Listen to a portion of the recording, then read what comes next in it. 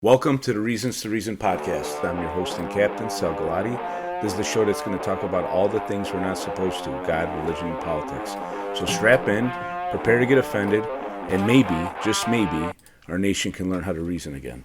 Welcome back for another episode. I got a really special guest today, Zoe Leigh, who I met a few weeks back. They were doing a press conference. She's part of Chicago Flips Red. And I heard some stories from Zoe that I wanted her to be able to share. But the big takeaway for me was, we hear from the mayor, we hear from our governor daily, telling us up is down, down is up, and such other nonsense. But yet, stories like this, supposedly the people they're trying to help, we can't hear from them. So we're going to hear these stories, and we're going to talk about why is that the case. Is the media really working to help keep our government accountable, or is it working to keep people that are being taken advantage of by these politicians that want nothing but power, are they helping them suppress them? I'll let you guys decide. Zoe Leigh, tell me about yourself. Hi. Well, first of all, thank you for having me.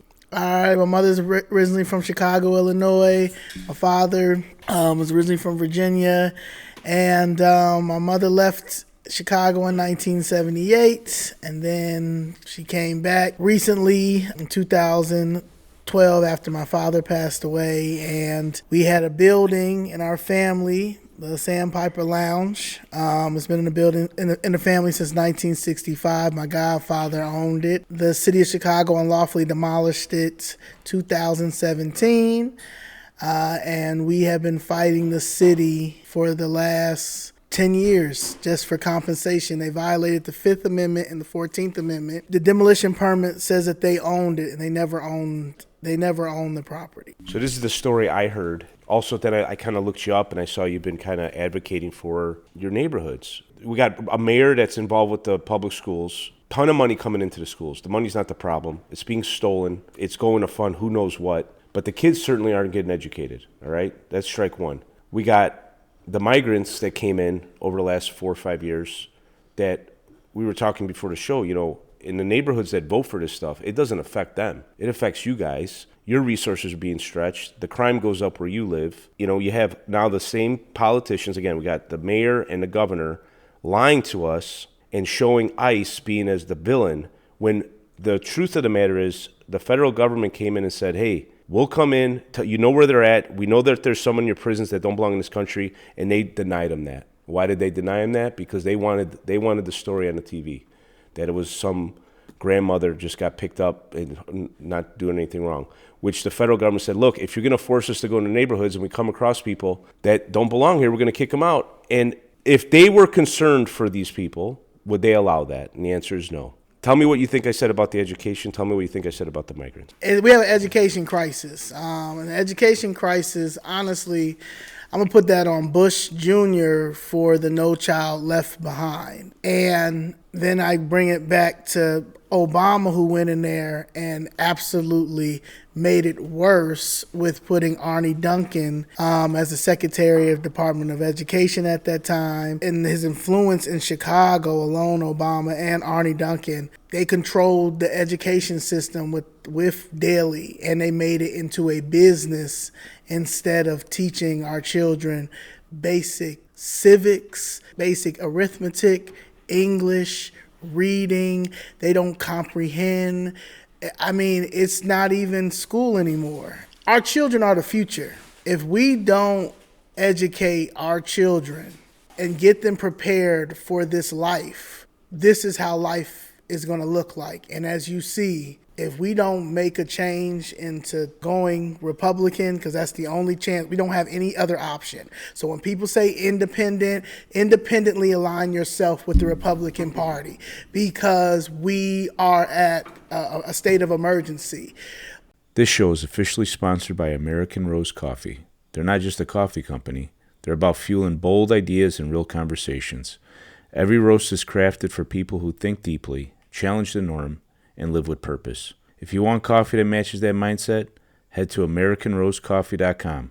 That's American Rose Coffee. Bold coffee, bold conversations. When I started this journey with my mom, fighting for my mom, I didn't realize how bad we were. And my personal grievance sort of was put to the side because it's like we're this brainwashed out here, like that our kids, that you guys are letting our kids leave school and protest during school days about taxing billionaires and no kings and we need more supplies for school. You guys don't even know what's going on. You know what I'm saying? You guys, like, you're dealing with a lot of kids that brain is still maybe in elementary school, but they're just passing them. And if you're going to continue to pass them, these are the people that are now running the country, and that's scary. You know what I'm saying? So you got that on top of this migrant crisis or this invasion or this Ponzi scheme that I call it, that they just came over here. Like the previous administration, which I don't understand why so many people do not see this, that the previous administration, the Biden and the Harris administration, opened up the border and let these people in. Like, I read this myself before I even got into politics and really was understanding. To my own self, I was like, why would they open the border up? Why would they bring all these people over here and only give them $450 billion in resources? Now, this is before I even started realizing. I was like, that's not even, what about regular people? You know what I'm saying? Like, I don't understand. And then when it got to Chicago and Brandon Incompetent Johnson got in office, they were waiting for city council to vote yes for the $51 million for the 25,000 illegals that were over here. And I remember telling one of my friends, I said, what is $51 million going to do? I would say no. I said, if I was the mayor, I would have said no. I said, that $51 million, that's nothing. Like, and then that's when I realized, like, when they weren't helping my situation, I started realizing, like, oh my God, like, they are laundering all of this money, and they are laundering through all these different channels. And nobody is in our community, black community, I'm talking about, no one is talking about that. Like, this is a problem. Like, the reason why we don't have nothing in our communities is because our own people are stealing from us, but we're not politically educated and are not paying attention to what is going on, but you guys continue to push this white supremacist narrative on why we can't get ahead.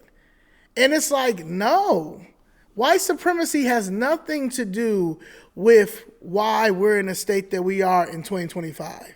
This is us, and we have to take some type of accountability. And I know that because I was down there for 2 years.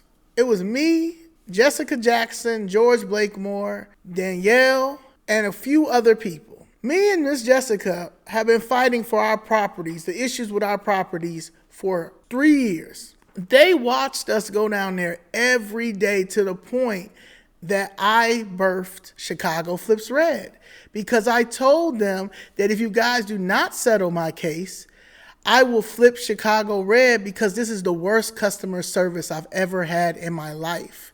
It wasn't about racism. It wasn't about white supremacy. It wasn't about Republican versus Democrat, because the Republicans didn't knock my building down. Trump didn't knock my building down. The Democrats knocked my building down here in Chicago. That's one of the most corrupt cities on the planet. On top of, they are a socialist, communist city when it comes to politics. Democrats has a stronghold here. They would do whatever, including back in the day, kill you if you were to go against their narrative, their agenda, their propaganda. So once you listen to all the stories and all that stuff, and you realize that this city has never been good for the working class, for our children, after Obama got in there, Daley has always been corrupt, but it was never to the point that we're all seeing this. And maybe it's because we have social media now. I don't know. But I know that this migrant crisis would have never gotten out of hand if Daley was in office.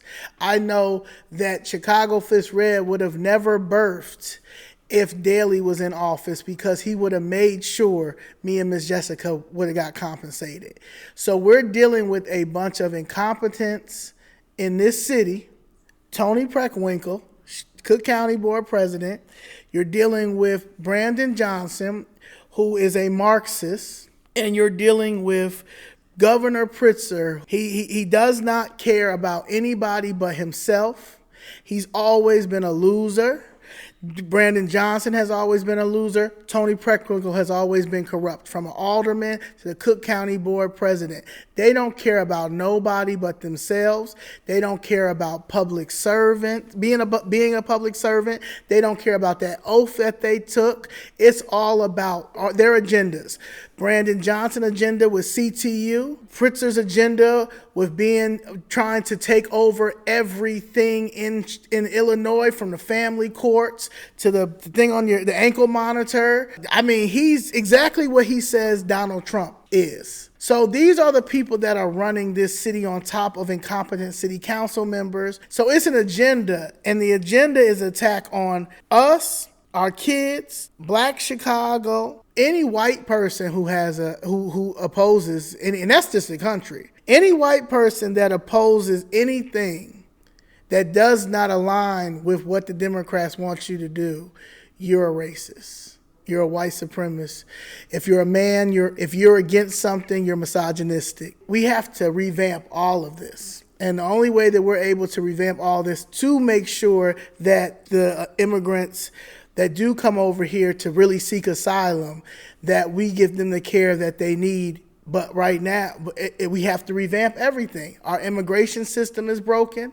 It's been broken for a very long time. We had incompetent presidents. The president is the most powerful person on the planet. And this person, we got Obama, who was in there for 8 years, messed it up. Bush Jr., you was in there for 8 years, you messed it up. 16 years.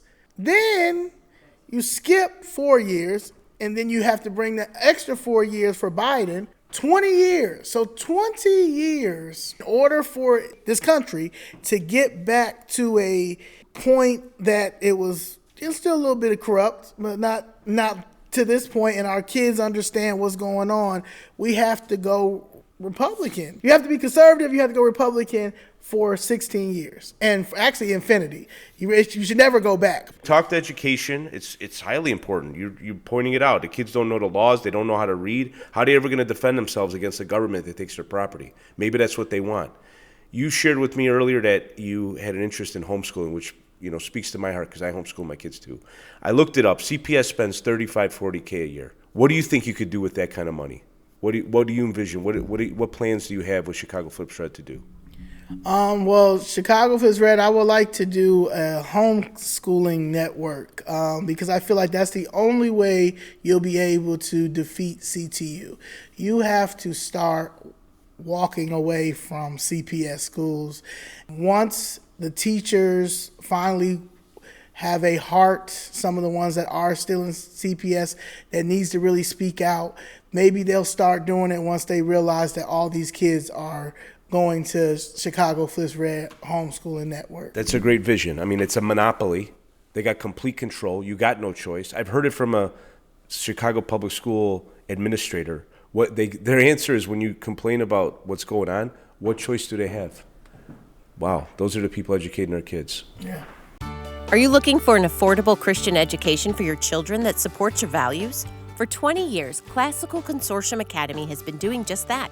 With 2 days of classical Christian instruction on campus and the rest at home, CCA's hybrid model gives you the best of both worlds, a deep learning and time together. And this fall, CCA is opening a brand new Glenview campus at Cornerstone Church. Discover the education you've been praying for at classicalconsortiumacademy.org. Enroll today.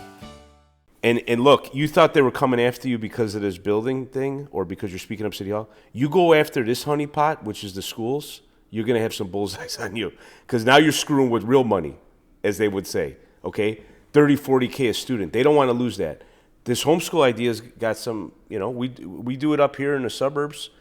We were talking, I'm like, why do you think they try to convince us that I'm a white guy? Who cares? You're a black woman. Who cares? Why do they want to convince us that I don't like you and you don't like me? Because they probably don't want us talking to each other, right? Right. Yeah. Why don't you tell me about that? It's they make the Democratic Party has made money off of division, racial division, prejudice division. Even if you cannot have an opinion, if you have an opinion, you straight prejudiced, you straight racist. It's no way about it. I've been called a fascist.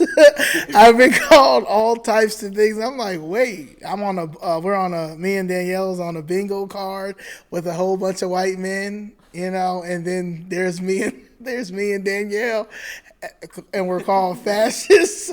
So it's comedy to me, but I think that's it. It's division. They make money. They make trillions of dollars off of division, racial division. The government that's stealing your property is calling you a fascist. They must not understand what that word means. But yeah, it's a lot of money being made, and I think that's what it boils down. You're threatening the honeypot. You're threatening the money. The cartel is running this city as well. And you have to understand that right now it's a bad batch of heroin that's going around on the west side of Chicago. Okay, it's bad. Mayor Brandon Johnson's not speaking about it. Governor Pritzker's not speaking about it. Cook County Board President Tony Preckwinkle, not. Lieutenant Governor Stratton, you're not talking about. Raja, you're not talking about it. Nobody's talking about the bad batch of heroin that is on the west side. However, they are pissed off at federal administration, but President Trump blowing up them ships coming over here with that fentanyl. Because and that's the problem. People don't even understand. People have to go back to even COVID with fentanyl. It was so many drugs that were being purchased and bought during the COVID. People relapsed. People didn't know what was going on, to the point that they had to start going to China to get that fentanyl that was everything that is made in China's crap anyway. It started killing people. Our kids. They started putting fentanyl in marijuana. They're putting fentanyl in pills. They're putting fentanyl in everything because of how much money was made during COVID because so many people relapsed. And how does the media cover it? Trump is blowing up ships, But these people care about black and brown people. We're all people. Leave us the heck alone. Stop stealing from us. Keep the streets safe and let our kids learn how to freaking read. There's a couple things I hear that I want to, because a lot of this is common sense. It is all common sense. And who cares, Republican, Democrat? They're just another label, just like sexist and racist. It's all nonsense. I don't mind being called a racist by idiots. It tells me I'm not a racist. I could care less. But the common sense is education and safety. Right. The government wants to get involved in so many things. Money and power, that's why they want it. They're not looking to help. It's evident. We've talked about that. They're not interested in helping. The media is not interested in helping. The media doesn't want to tell your story. I'm curious. I'll ask you, why do you think it is that none of the local media heroes have reached out to you to talk?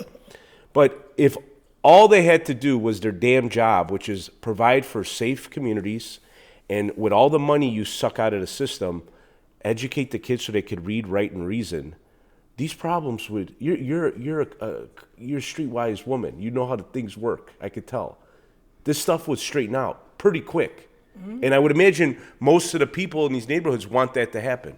So, 2 questions: what's in the way of that, and why do you think the media doesn't want to hear from you? We have yet to do another Operation Greylord. Operation Greylord 2.0 needs to happen. They did it in 1984 here. It was an FBI sting when they went to Cook County and they got all them people out, and judges and prosecutors, the Cook County sheriff, people from the post office. I mean, they round them up. It's time it needs to be another one, Operation Greylord 2.0. It's RICO time. And they need to come in there in the city side, CTU, Cook County, then federal courts, because they're holding up stuff as well. And once these people start being locked up and going to jail all over, Operation Greylord 2.0 needs to be in all blue cities. That is when we can get some people in that deserve to be in these positions. Perfect. Unlike a politician, I ask you a straight question, give me a straight answer. Tell me why you think the media, local media, isn't covering you. So Dorothy Tucker, she's CBS special investigator. She came to me in 2023, summer 2023, and said she was going to take my story. She came to my mother's house. She came with Stan Donuts. That's why I don't even like Stans. I'm triggered now every time I see a Stans. And she came with her producer. And I remember her, like, you know, they were asking me, well, are you sure? And I'm like, yeah. But my mother ended up playing the voicemail from the law department. And that voicemail law department gives you the 3 options of what we can do once they demolish property. And once my mother played that voicemail, that's when they both looked at each other. And they did write it down. But after that, they didn't want to work with it anymore. Because what I've learned is if you can't put it on the police, CPD, or police anywhere, but in Chicago, if I can't blame it on CPD, I'm not going to get paid from the city. Mm-hmm. The city of Chicago Buildings Department is running an illegal eminent domain scheme, and they knock down properties in blighted areas and say that they can do it in the name of police powers. And the reason why we didn't understand that, and it didn't make any sense, because the police had nothing to do with them knocking this building down. However, my mother also went to the police and told the police that the city of Chicago knocked the building down. And the desk officer at first didn't want to give her a police report. Shout out to the sergeant that was on duty at the time. He gave her the police report. And we gave that police report to the city of Chicago claims unit. And they were confused because they're so used to getting away with knocking people's buildings down with no court orders and saying police powers. And Greg Mitchell, who's an alderman in the 8th Ward, who had the 7500, was it 70? Yeah, 75 South Shore building that Bovino and everybody had to go down to command and patrol, that's in his ward. Now that has the most violations. I mean, it should have been condemned. It should have been knocked down, right? Police powers, right?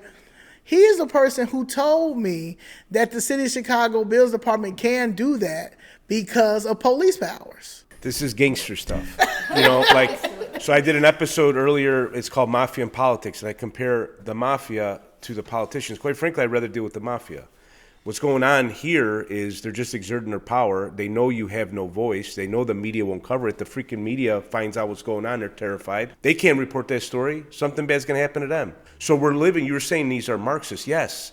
When you study history, this is how the Marxists roll. They're not interested in a debate or thought or thinking it through or talking it out. They will snuff you out. Right. They'll snuff you out. Now they just snuff you out because they don't cover you, they ignore you, they marginalize you. As you get bigger and bigger, they'll attack you in different ways. Yeah. So you say police power. I think police power in America, we're not in a third world nation. There's a warrant. Was there a warrant? Did you owe taxes on the property? What was their legitimacy to it? So no, it was not a warrant. My godfather actually was living in one of the apartments up top. They told him he had 15 minutes to get his stuff out. It was no warrant. It was no lien. It was no delinquent taxes. My mother has a nonprofit, Notre Dame Affordable Housing. And once they paid the tax bill the second time they were trying to take this building, my mother put it in her nonprofit because she said they won't be able to tax. Once they did that, maybe about a year later, they knocked it down. They wanted the property because it's in a TIF zone, a tax increment financing. Also, opportunity zone, Tim Scott and Donald Trump. And they're building up the South Side. It's in Auburn Grisham. You have that ugly Obama Presidential Center that's right there. The Psi Quantum that's going to be over in South Shore. So in the name of affordable housing. However, my mother was trying to get tax increment financing money because she was trying to build her own affordable housing because it was 6 units and then the lounge was at the bottom. My second cousin, well, my third cousin, my mother's second cousin, is Jesse Brown he was Secretary of Veteran Affairs for Bill Clinton. And then the VA is named after him as well. It was she was doing affordable housing for veteran families in honor of him.